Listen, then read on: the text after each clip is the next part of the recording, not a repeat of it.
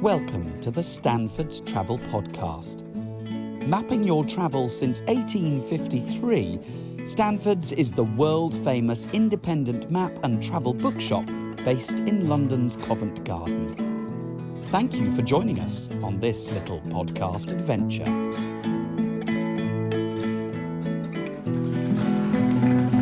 Hi everybody, how are you?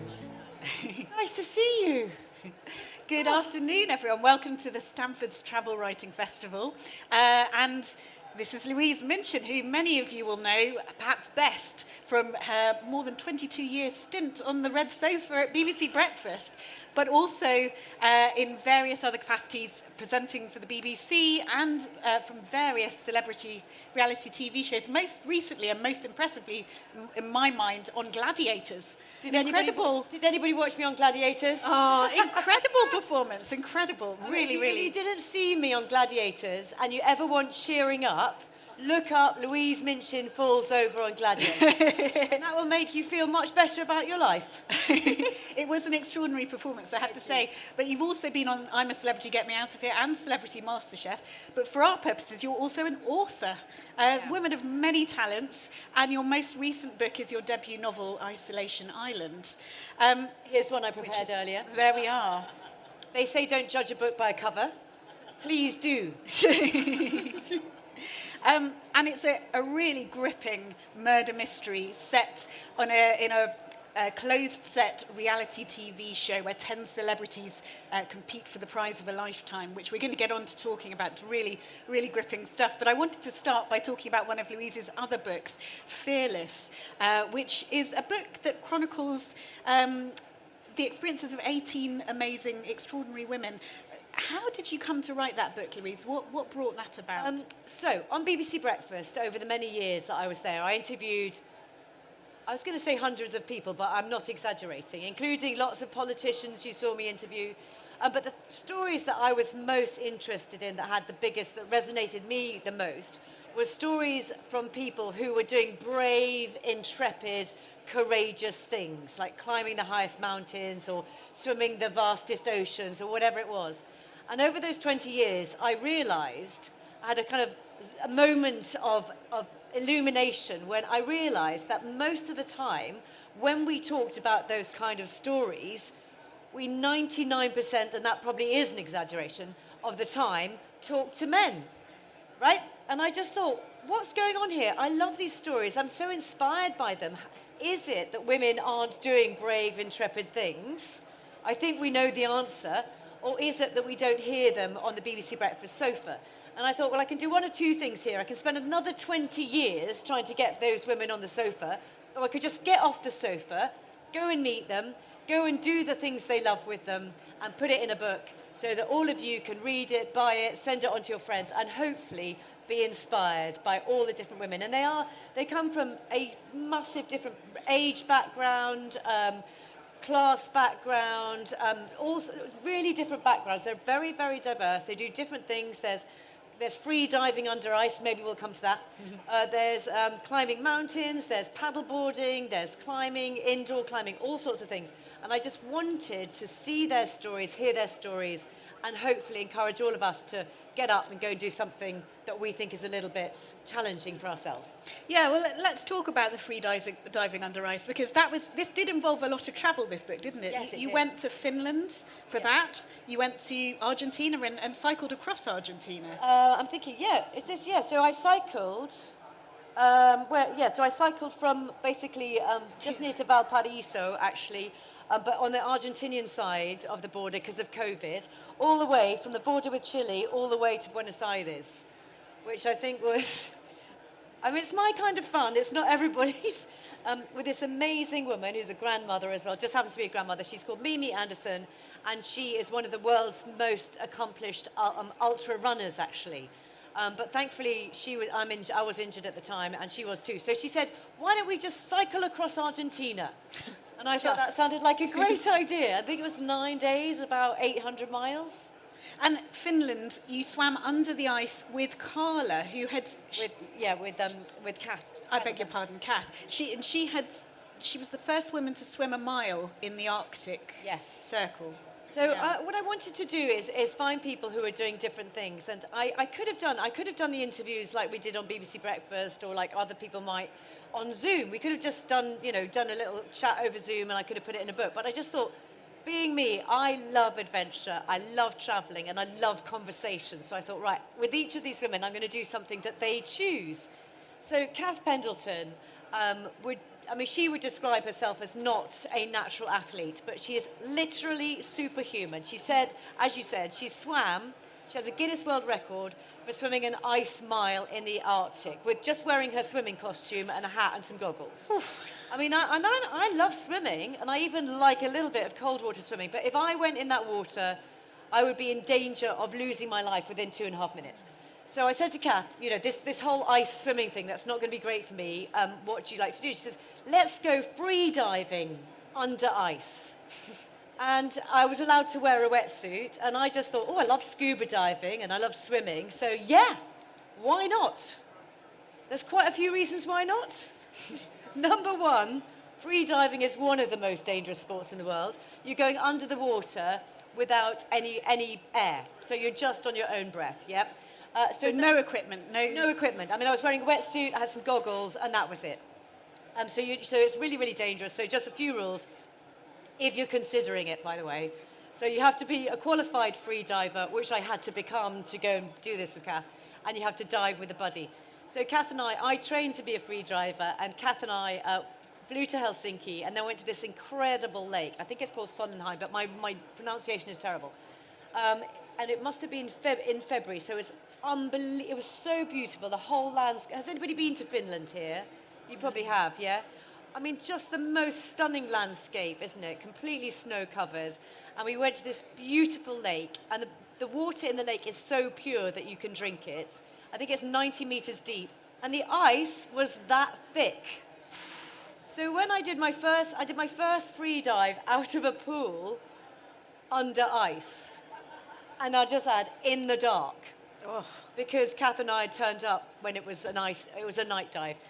Anyway, it was absolutely the most incredible experience of my whole life. And I was wearing a wetsuit, so when you get under the water, under the ice, because you're wearing a wetsuit, you're really buoyant. So you can imagine what happens. So the ice is like this, you're wearing a wetsuit, and suddenly you're pressed against the ice. So it was amazing, and Kath's incredibly brave. Obviously, she's got a Guinness World Record for this ice swimming, and she had to go first because I've got Raynaud's actually, so that it's quite. I know somebody in the front row's got Raynaud's. It's awful, isn't it? It's particularly awful if you're in an ice environment.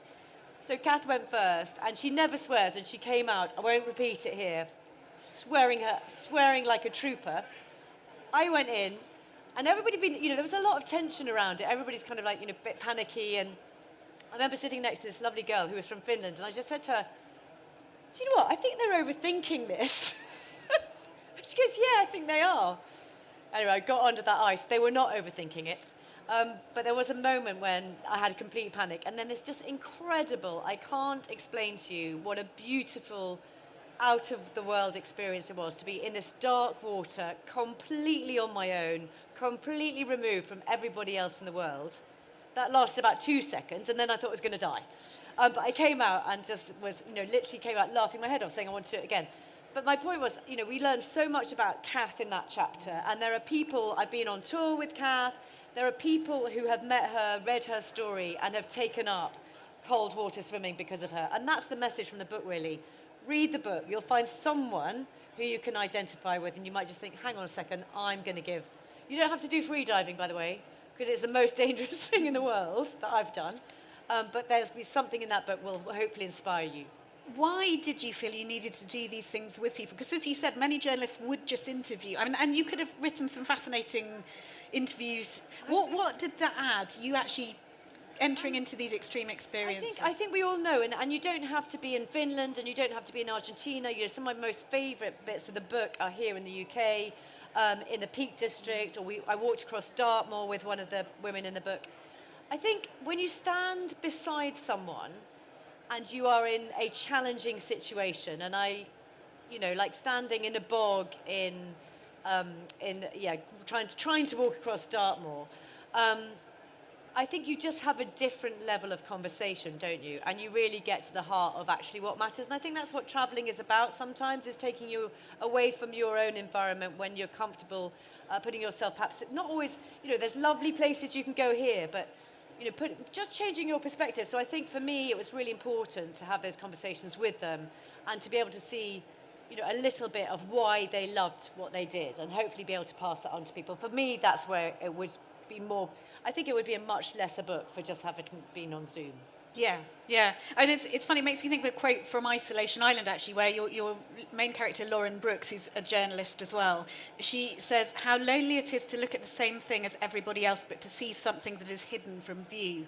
And for you, in Fearless, what you're doing is, as you say, standing next to people and seeing from their perspective by entering into some of what they do. Thank you so much. And that's exactly, I think when you stand beside someone, and I'm not saying I'm standing in their shoes, but you can see, there's one woman in the book, for example, who, she's called Caroline Bramwell, and she had ulcerative colitis, and she had to have an operation, had to have a stoma, essentially, to save her life some years ago. And she took the decision, once she'd had that operation, that she was going to go and she was going to exercise and she was going to show people that you could do amazing things with a stoma. And she and I did a half Ironman distance triathlon together. And on that day, I wasn't going to do the run. So I'll just give you an idea about, it was in the Cotswolds. So half Ironman distance is about, I think the swim is about 2 kilometers in open water, and the bike ride was about 56 miles. And then at the end, you get off and you just run a half marathon. Because why wouldn't you? And I wasn't going to run the half marathon that day because I had an injured knee. And I was just going on the bike ride, and it was really tough, it was really cold, and it was, I was finding it really hard. And I just thought, you know what, here I am, right, and I am perfect, I've got a sore knee, and I'm not going to run the half marathon. And Caroline is doing the exactly same thing as me, with a really serious health condition. Actually, do you know what, Louise, you can jolly well do this. So it really taught me a lot about, and I think about her a lot actually, and she's a really good friend of mine now. I just think sometimes it's good to see other people's perspective, because it can give you a unique perspective on your own life, which can be really helpful. Yeah, I mean, you're sort of journeying with them, aren't you? Yeah. There's a real sort of bonding experience. I love traveling. I mean, I was born in Hong Kong. My grandparents lived in Spain, so I spent a lot of time in the 70s when, getting on an aeroplane to Spain wasn't the kind of thing that, I mean, am I talking to my generation here? I think I probably am. You didn't all just go to Ibiza for the weekend, did you? Going to Spain on the plane was like a really big deal. And there was, do you remember those, you go on a plane and you'd open up and your little food would be in the seat in front of you, and it was always plastic food. So I traveled a lot, and I think, I personally get so much out of it. I think, and I spent, I studied Spanish at university. I spent a year living in Argentina. And I just think, for me, travel is so much about learning about other cultures, about myself, and putting myself in other people's shoes. Now, one of the most amazing trips you've done for work was to be involved in the Around the World in 80 Days programme, which involved an extraordinary trip on the Trans-Siberian Railway. Can you tell us about that? Did anybody watch that? It was called Around the World in 80 Days, and I was with Bill Turnbull, the lovely Bill Turnbull, who was a great friend of mine. And they had this thing where basically people who work for the BBC would sort of do a relay around the world. And Bill and I got the bit between Mongolia and Los Angeles. Now, there's quite a lot involved in that because we weren't allowed to take aeroplanes. So we went from Mongolia to straight up north to Russia, and we got on the Trans-Siberian Express, which was, anybody been on the Trans-Siberian Express? It is wild. Wild, because you're just on this train and it's just going across time zones and hundreds of miles. Absolutely amazing. I mean, I used to get off it, and then, because I can't sit still or I need to be moving all the time, so I'd get off and be absolutely terrified that somehow I would not get on the train again. I would be lost forever. Thank you, Pigeon. Anyway, so we went on the Trans-Siberian Express from middle of Russia all the way to Vladivostok, which again is just an extraordinary place to go because a real sense of sort of west meets east, or I don't even know how you would describe that. And then we got on a ferry where Bill got first class and I was in third class. I didn't even have a bedroom. I know. Sleep in a seat? Or No, I know. I just slept in a hallway, a bit like this, really. Oh no, anyway, whatever. It was all about the adventure. So we got a ferry to South Korea, past North Korea, which was incredible. And then how do you think we got from South Korea to Los Angeles without an aeroplane? We got on a container ship. And how long do you think that took? Any guesses? Come on, I can't hear you. Actually, 2 weeks is not a bad guess. It was 11 days on this container ship. There was basically us, there was me and Bill and 3 other members of the camera crew, and then just all the people who were running the container ship. I was the only woman on the ship, and it was one of the most terrifying experiences. Nothing to do with the container ship or anything, but we had to do the... and you can go, by the way, you can go on container ships. I don't know how you get the ticket, but they do normally have like a suite that you could go on if you wanted to do this kind of crazy journey. But one of my most alarming experiences was when we did the emergency, drill. And I had to, for some reason, I was split up from the rest of the camera crew. So I was in this tiny life raft, which was completely, there was no way out of it, with all these men. And I'm just like, oh my gosh, I just don't need this to happen to me. And obviously we got out fine. But the other thing about that was we had to cross the date line. So it was, in fact, 12 days, because we did one day over again.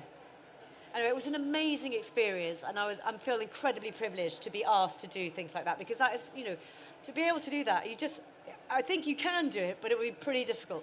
And I'm not sure I would recommend it, by the way. Yeah, I mean, a lot of your travel has been or is for work. Yeah. How does the fact of travelling for work shape a trip? Does it give you access to things that you wouldn't otherwise experience? And are there some disadvantages to the fact that it's work? No, I feel very lucky to have travelled. I think, for example, with that trip, what I realised then, and it was a long time ago now, is that you say BBC, and it's like saying Coca-Cola or David Beckham, or perhaps Google now. It was just one of those things. Everybody knows what it is, and it did, absolutely did carry a lot of weight. It was amazing. It really was amazing. I mean, but then we couldn't go into China because we worked for the BBC. So, there's swings and roundabouts. I think it would have been a quicker journey if we'd gone via China. Now, some of your travel has informed your novel, Yes. Isolation Island. The most obvious influence is your experience on reality TV. Going to the Welsh jungle for I'm a Celebrity, because it was a pandemic year, I think. And there's an interesting, early in the book, there's a slightly aside, it made me chuckle anyway, a comment where the setup on Isolation Island is called a gothic antithesis to the Sunshine and Bikini shows. And I thought, I wonder if that's a... I never thought about it like that. I thought it was more like... I was thinking more like Love Island. Ah, okay. You're right. I see. I was thinking... Like I was making a snide comment about going it made me to chuckle. Wales. I wondered. Yeah, That's so interesting. But I mean, Isolation Island, one of the things that's really impressive about it is not only do you come up with the murder mystery plot, which is a challenge in itself to construct, but you also construct a TV format. Yes. To house this within. It's perhaps most reminiscent of The Traitors. Oh my gosh. I would have thought, but I don't know. Was that a coincidence?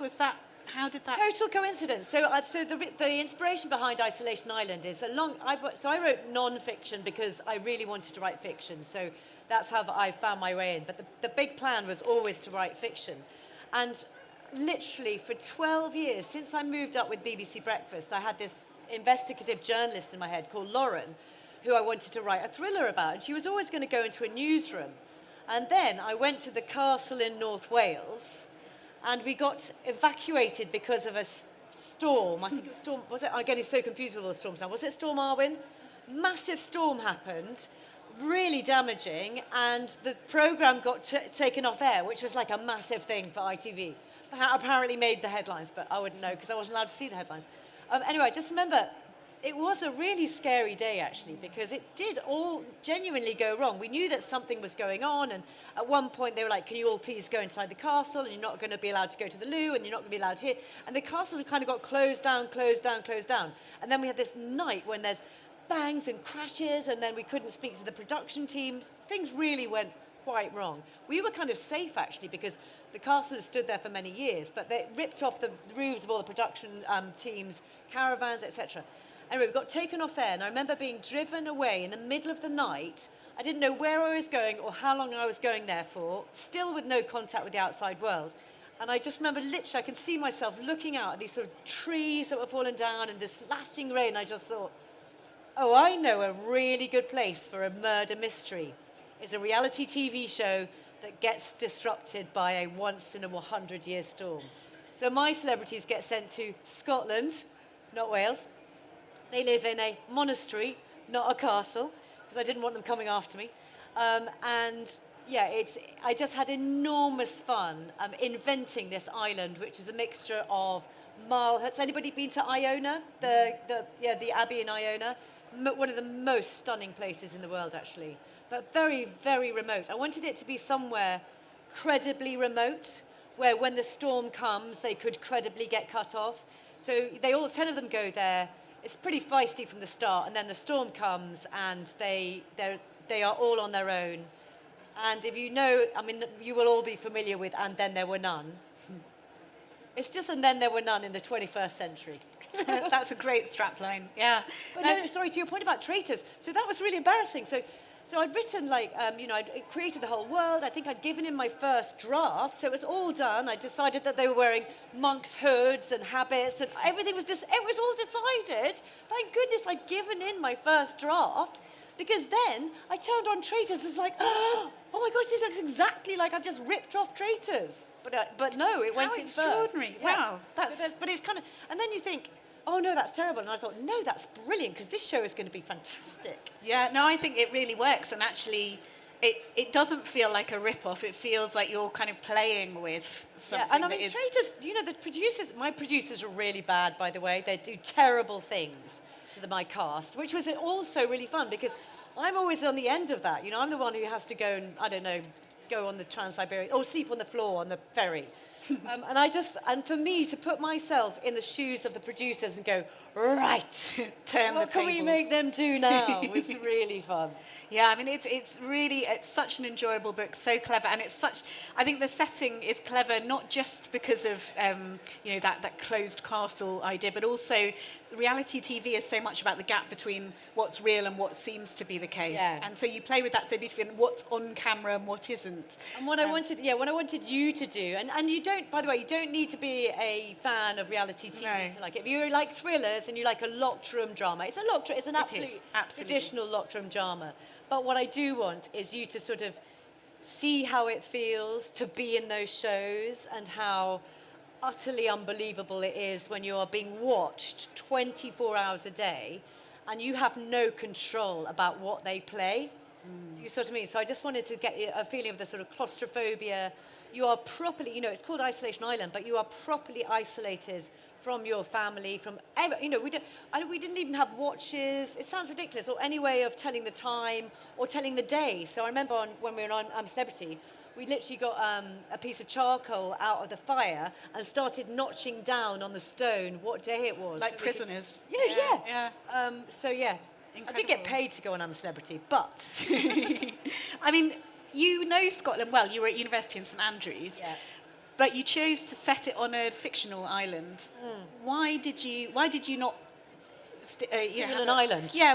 Why did you want it to be a made-up island? What did that because give I you? wanted it to be. I wanted to invent my own world. I think because it needed to be small. And then I very specifically wanted, so the monastery is kind of built a little, it's taken influence in lots of places, but St Andrews has the cathedral, the derelict cathedral, so I'd spent a lot of my years sort of walking through the graveyard, and it's very specific in my head, and it's stolen from, as I say, from Iona, from Donator, which is on the east coast, from lots of different places, but in my head I haven't put a map in the book, by the way, because I think if you give people a map, then it sort of takes, books are all about your imagination. You will imagine it differently to how I imagine it. You'll imagine the characters to be slightly different to how I imagine. You might like ones that I'd hate. So I wanted it to be in your gift, but for me it's very specific, and I would love to go there, but it doesn't exist. I don't know if you find this as a fiction writer myself. I find also I like the freedom to create what I need to be there when it's there, rather than having to feeling someone's going to write in and complain because no, there isn't actually a post office on that street or exactly. Whatever. I'd have got the wrong. I don't know they would have turned left or right or whatever it is exactly. So you could just put. But the strangest thing about writing it, and again, I'd done a lot of the world building, and I'd sort of invented the monastery and really knew in my head what it was like. But I love research, can you tell? And when I went to Iona and walked into the abbey, I remember opening the door to the cloisters and literally just said to my husband, oh my gosh, I feel like I have just fallen into my book.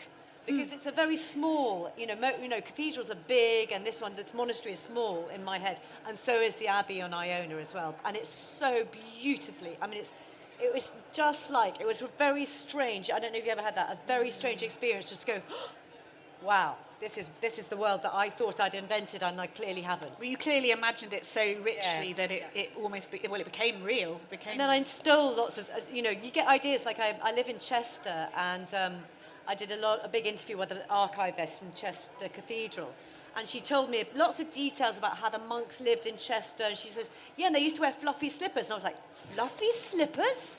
Love the idea of fluffy slippers. So fluffy slippers are in my book, and they play a really key role. Really key role, yeah. And they're really annoying because they are one size, doesn't fit anyone. But they play a key role. But I love taking all those little things and just playing with them and just making my own world.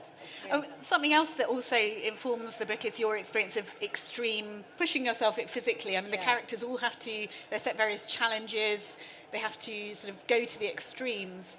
And I wondered about self-discovery, because we were talking earlier about reasons for travel, and there was a kind of learning about the world, engaging with other people, and then on the flip side, the self-discovery. Now, obviously, they don't really have much engaging with the outside world because it's a closed set. They're very much in the control of what's being created there. Yeah.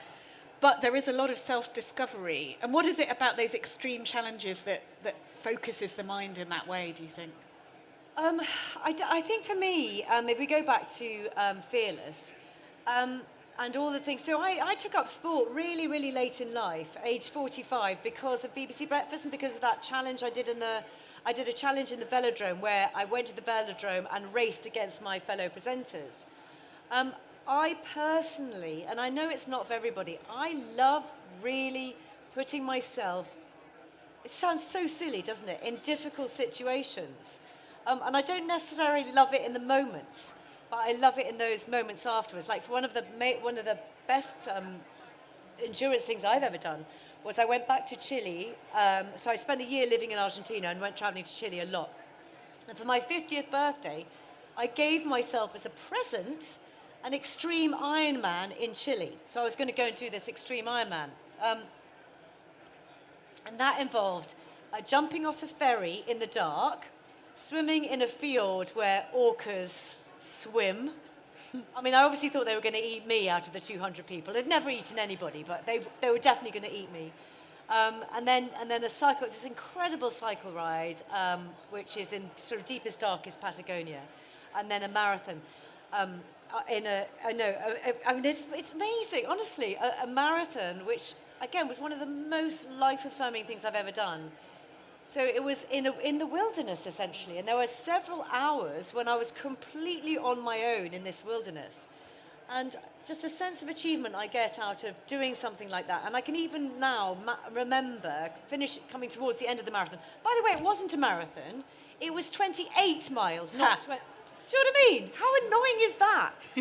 But I just remember coming towards the end of it. And it was really, it took me 16 and a half hours or something. And it was dark. And my husband was with me at that point, and there was these horses galloping along beside us, and it was near this lake, and it was just those moments for me about being human, about being small, about being insignificant, and honestly, that's with me now. And when I have tough times, I think back to things like that and think, do you know what? I can do tough things. I can do tough things because I've been able to. I feel lucky to have done these things, but I've put myself through challenges, and then I came back from there. Buzzing, literally buzzing. So for about 3 months, I'd wake up and go, am I still feeling good about this? And I'm like, yes, I am. And when you're getting up at 3:45 in the morning, anything helps. Yeah, absolutely. Amen to that. We're going to go to audience questions in a moment, but I just wanted to ask you, Louise, because I know you did a degree in Spanish. You speak Spanish to a high level. I'm very interested in international literature and translation, and I wondered what having another language does to your writing, how you understand words. That's such a good question. So I was at St Andrews, and then I went to go and live, as I've mentioned a couple of times, in Argentina for a year. And the Argentinian Spanish is very different to Spanish spoken in Spain in Europe. It has a very different accent, a lot of different words. And one of the most challenging things I've ever done was I was just like, I am going to learn this language, whatever it takes. And I sat down with 100 Years of Solitude in Spanish and a dictionary. And I was like, I am going to read this book. And at the end of this book, I will either be able to speak Spanish or I won't. And it's game over. And you sit there and read 100 Years of Solitude, which you've It's a long book. Long book. It's magic realism. And I just fell in love. I fell in love with the literature. I fell in love with the language. And I really, I'm an avid reader. And I think I don't read, I try and read in Spanish sometimes now, but my Spanish is not as good. But yeah, I think maybe it gives you a plasticity in your brain if you've got another language. Language to me is really important. I love words. I love learning new words, and I love what you can do with words. For example, it's good bad. So one of the chapters, I keep going back to it, the ice diving chapter. There was a Telegraph journalist who interviewed about, he's a proper veteran journalist. No offense to him, he's been around the block. And he was interviewing me, and he said, Louise, you've been giving me anxiety dreams. I was like, oh, I'm so sorry. He says, oh my gosh, the way you wrote about that, I felt like I was there. And that for me is amazing. The power. That's a real. If you can sometimes get it of writing and bringing you that's why I wanted you to feel that you don't have to do these things. You could just read about it, feel like you're there. But yeah, language is so powerful. And I love writing. I've just started a new thriller. 21,000 words. Yes.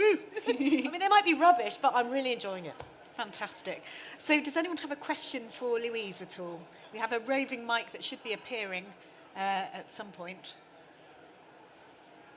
Just raise your hand. I can probably hear you if you don't. If not, has anybody got a question? No questions? No questions? If not, I have more questions. Here we are. There's someone. Here he is. Here's our roving mic. He's coming. It's a lady in the pink jumper. You said you like putting yourself into uncomfortable situations. So what's next? What can you do that is worse than what you've already done? Did everyone hear that? The question was, Louise likes putting herself in uncomfortable situations. So where do you go from here, given what you've already done? That's a really good question, actually. I think what I'm really loving doing at the moment is writing, because that is really challenging. It's not, being a writer is, there'll be writers in the room. There are good days, there are really bad days. But I'm just loving doing something where I am completely, utterly immersed in this world that I've invented. And I just enjoying that so much. So I'm really happy with that. I do kind of every year, and I'm thinking, what am I doing this year? What am I doing? I'm doing a half marathon. I've got various things planned, so I kind of do one big thing a year. Like last year's plan for another birthday was to go and swim around the Scilly Isles. That's a silly idea, isn't it? So there's always something coming along, but and I feel really happy to be doing that right now. Isolation Island isn't a great advert for taking part in reality TV. Would you ever consider doing any more? And if so, which would your dream one be? It's easy. It's really obvious. It's Race Around the World. Okay. Yes. Oh my gosh, who wouldn't like to do that? And they've just been to South America. It's so annoying. I'd been fine. I could have just blanked my way out of anything there. Well, if any producers are in the room, I would love volunteer. To do Race Around the World. That would be a great one to do. Yeah, no, that would be a fantastic one. Yes, there's a question over here. He's coming. So fast. Hi, Julia. When you went to interview women because they weren't getting airtime on television for having done amazing things, did you ever come to the conclusion of why that was, and do you think that's changing? That's a really good question, and I think there was a whole book to do about why, but actually that for me is that's not the story. The story is their stories. That's why I chose, and I think that's we can go into whys. When I was at St Andrews, I wrote a dissertation about the portrayal of women in the media. So that was 30 years ago. Things have definitely changed. And I think they are changing, but I think there's still work to be done. And I fought a 6-year pay battle at the BBC, and there's just so many battles you can fight. You know, I won that one, but getting women on television was just was too, it was too much. I'm like, right, I'm just going to go do this because I've had enough of this, really. But yeah, I think it is changing, but I think it's incumbent on all of us. It's incumbent on all of us to say we want stories. We want stories by women. We want to hear their thing. Heroes don't have to look like they've all been in the SAS. There are a lot of heroes in the SAS, right? But they don't all look the same. So let's all do that and celebrate women's stories, celebrate people who look a little bit different to yourself. That's really, really important. Are there advantages that you have as a woman traveller? I mean, we often hear about the extra risks and the challenge and the extra bravery, and the title itself, Fearless, suggests that you need to be brave as a woman to take these risks. But are there advantages that we have as women travelling? I think the biggest advantage I had as a traveller, for example, in Latin America, was the fact that I spoke the language. That was utterly brilliant because you could hear incoming trouble. Yeah? I think, no. Okay. I think it's hard. We are less, it is less, this is a really negative thing to say, isn't it? But we are less safe. We are more vulnerable. So then, that being the case, how have you managed to have this extraordinary career with so much travel? What are your tips for women travelling particularly, or anyone really, but particularly for women travelling? I suppose it would be to do your research. Don't go to a place that is really super, do your research. Don't go to a country that's unsafe. Do you sort of mean? But also be brave. And actually, my abundant feeling about humanity is that really we're incredibly generous to people. And I mean, I have been in situations in South America where people have just taken me under their wing. So I am an eternal optimist. So I don't think we should be fearful. But yeah, I would definitely do my research about where I went to, probably. Mm-hmm. But the language thing was, I cannot tell you what an extraordinarily brilliant thing it was, because, I'd go to Chile and I'd get on and this is a long time ago now, but even when I went back now, I'd go there, and what I love particularly about the Chilenos is that you'd say, so my name's Louise, and they go, so do you believe in infinity? They're brilliant, they're philosophers, and if you speak the language, then you're right in those conversations. So it was absolutely amazing for me. And the world has arguably got a bit more dangerous, rather a lot more dangerous in the last 10 years or so. How is that affecting travel, do you think? Has it affected your travel at all? Does it change the landscape of where we can go and how we should travel? It's so strange, isn't it? Because I've got I've got girls who are 20 and 23, and you'd think it would be easier, wouldn't it? I mean, when I was 21, I went to Argentina, 7,000 miles from home. Faxes were just becoming a new thing. There was no phone. There was only a landline. I mean, clearly you can remember this, quite a few people in this audience, right? There was a landline that you had to stand next to, and an answering machine was the height of technology.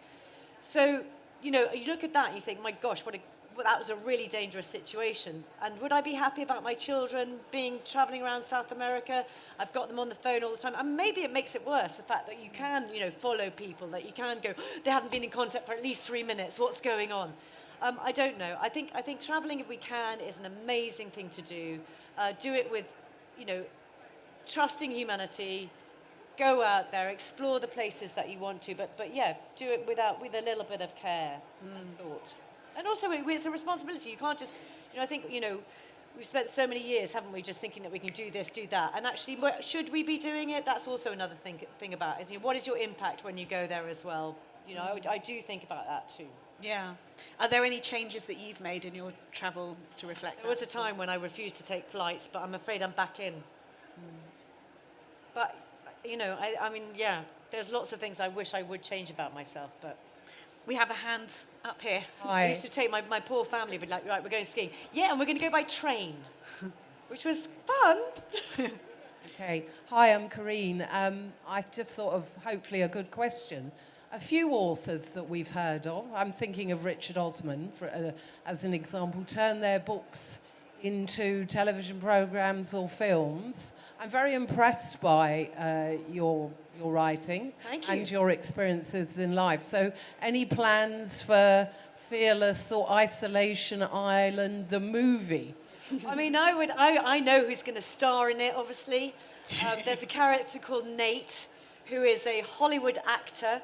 Yes, who would you cast? Who would you have? George Clooney, obviously. Ah, yes. I'm not sure George Clooney would take the role, but he's the kind of actor that when he turns up, literally the whole cast is like, oh, Nate is here. Yeah, I would love that. I would love it to be a movie, because I can imagine it. But there's no plans yet. But if you're a movie producer, do be Have in it whip touch. round and get something together. I'd love to hear people, because people, what's so interesting about when you hopefully read the book is that people come up to me and they say, things about my characters that I don't even know or I didn't think or whatever. It's been... Well, you were realising when you just now, you said there are a pair of sisters featured in Yeah, Fearless. so there's two sisters in Fearless who are, we swam from Alcatraz together. Because why wouldn't you? In There's only shark-infested There's only a few waters. sharks and currents that go at six knots. But they're these wonderful sisters who've done that swim from Alcatraz. I think they've done it when I met them 90 times. So they've done it 90 times, 90, wearing again their swimming costumes. They started when they were 8. And I love them. So there are 17 adventures in here, but there are 18 women because basically they turned up on the day, and I couldn't separate the two because they just spoke over each other. They were like telepathic. They finished each other's sentences. And there's a couple of social media superstars in Isolation Island who are probably, and I only realised that, exactly them, inspired by them. So what I love about the travelling and everything is how it informs my writing, and fingers crossed with the next one as well. It will definitely be informed by some of the travelling that I've done. Fantastic. Well, we will very much look forward Thanks, to everybody. that. Louise will be signing some books afterwards. I can heartily recommend Isolation Island and Fearless. If you haven't read them, please do go and get your copy. But for now, please join me in thanking Louise Thank you Minchin. so much. You're lovely. Thank you. Thanks, everybody. Safe travels. Thank you for listening to this episode of the Stanfords Travel Podcast. You can find us at stanfords.co.uk and follow us on social media at Stanfords Travel.